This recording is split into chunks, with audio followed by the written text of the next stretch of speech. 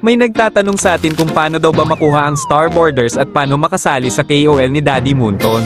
Sa hindi nakakaalam, ang Starborders ay pangarap ng karamihan dahil ang meron lang nito ay ang mga content creators.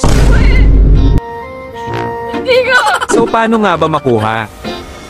Para makuha ang Starborders ay kailangan lang na mag-content kayo sa mga platform na Facebook, YouTube, at TikTok. Ang mga platform na yan ay may iba't ibang requirements.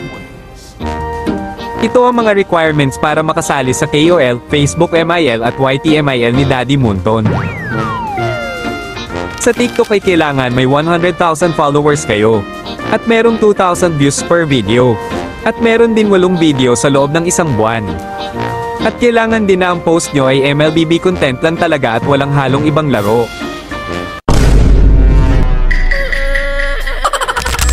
At sa Facebook MIL naman ay kailangan may 10,000 followers kayo.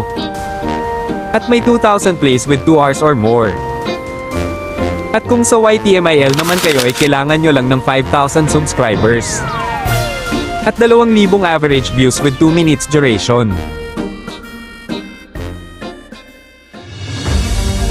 Sa mga kakasimula at kunti pa lang ang followers tulad ko ay ituloy lang natin ang paggawa at pag-upload ng content. Kahit na mahirap at walang manood ay ituloy lang natin dahil sa susunod tayo naman ang makakakuha ng Starborders at sasahod ng diamonds kay Daddy Moonton.